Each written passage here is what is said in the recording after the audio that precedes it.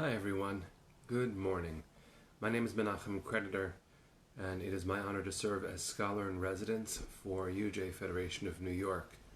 We are in the midst of an unprecedented time, and UJA is here to do all sorts of unprecedented things, although in our mission it has been our precedent to convene community and do good in the world.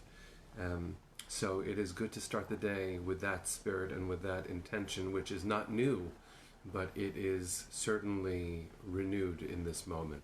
Penny, good morning. Stephen, you got number 3. Susan, you win.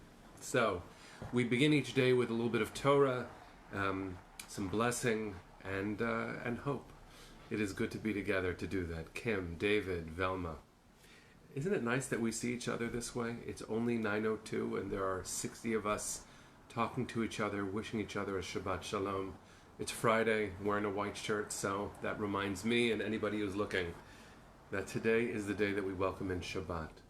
So let's do a little bit of singing, a little bit of learning, and then we'll wish each other well. Also today at 2 o'clock Eastern Time, right here on this Facebook page, we'll have a convening of rabbis and cantors of so many different denominations from here in New York, demonstrating that we are a unified community, that we stand together not only in reaction to something drastic, but because we believe in each other.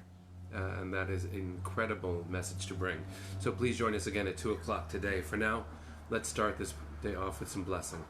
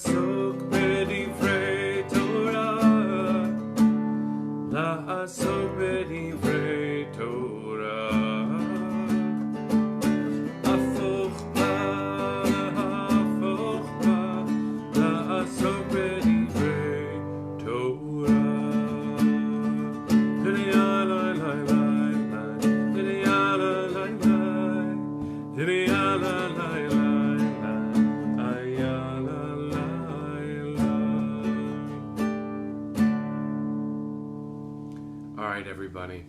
Sherry, we are feeling those good thoughts. Ellen, Westchester and beyond, right? We've had people from Poland, from North Carolina pretty regularly. It's amazing to see who's coming together. If anyone is not from New York, it'd be great for you to say hello from and just comment with that. Wanted to share a little bit of Torah for this morning. This week's Torah portion is Emor.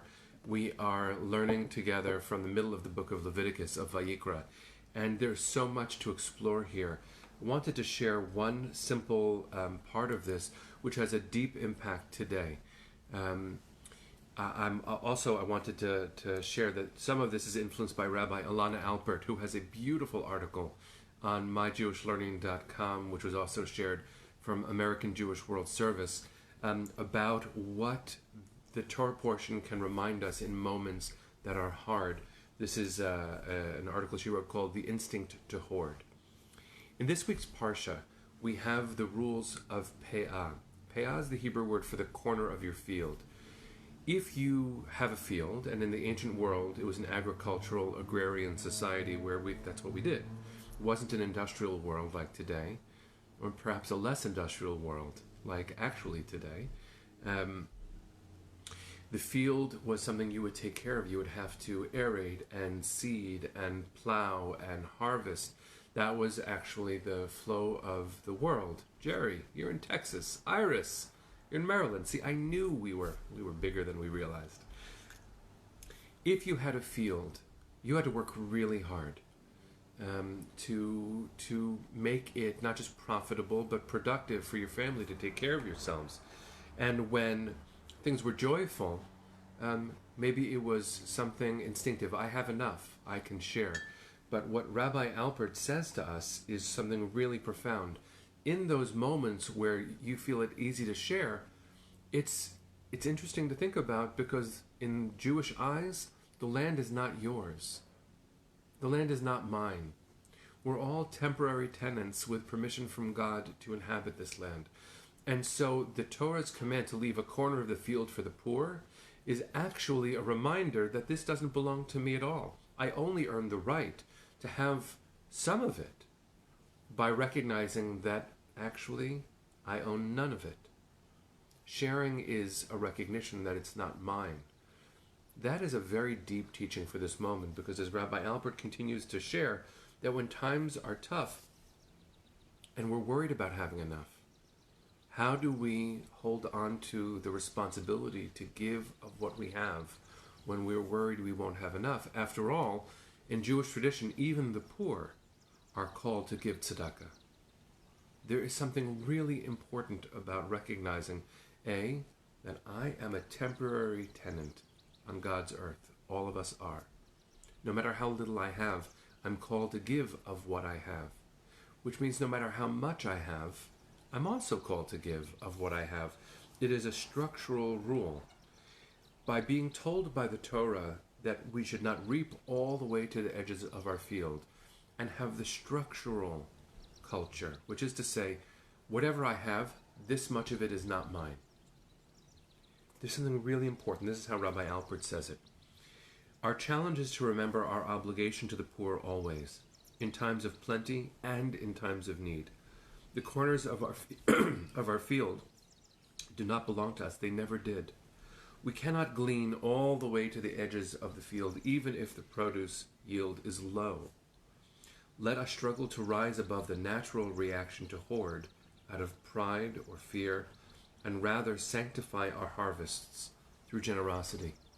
This week, UJA Federation of New York and almost every nonprofit I could see in the world were part of Giving Tuesday Now, where we were doing our best in hard moments to give even more, a recognition that we are called to give. In this moment where scarcity is a mentality, if you go to the stores now, yes, there might not be so much toilet paper, but there are people, employees, stocking the shelves.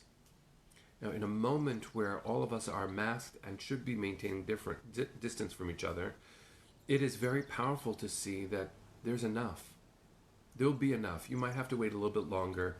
You might have to have these longer lines outside of the store where someone is there saying, okay, you can go in now. That's their job, to say, come in. You'll have enough. Well, if that's true on a commercial level, can it be true on a personal level? On an independent level? Even if my heart is scared that my children won't have enough, which is a natural reaction to this really, really scary moment, it is also true that my children do have enough. Not only that, they have options. What will they have? Which means I'm in a position of privilege, because countless numbers of people, certainly here in America, do not have enough. New numbers just came out that have reminded us that society is not equal yet. We have not achieved justice just yet. The Torah reminds us this week that no matter how little you think you have enough to share.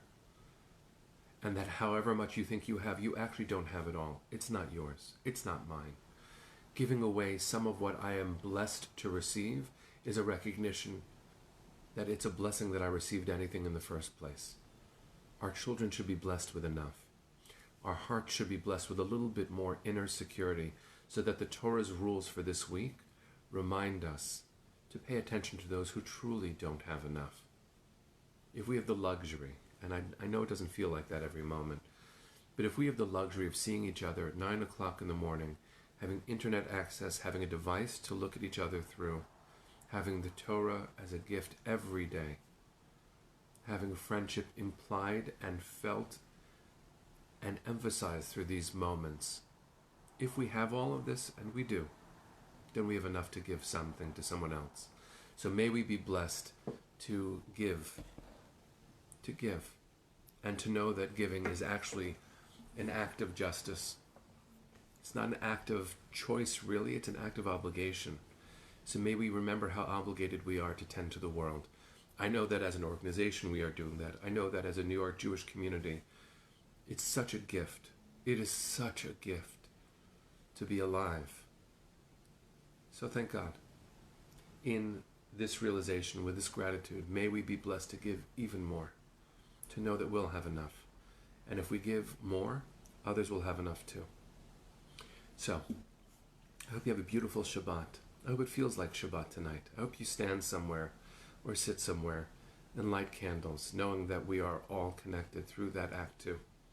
If you'd like to join us at 2 o'clock today, there will be rabbis and cantors from New York, spanning all the religious divides, blessed to stand together to wish each other a Shabbat Shalom. See you at 2 o'clock. Let's sing it out. Here we go. Have a beautiful day, everybody.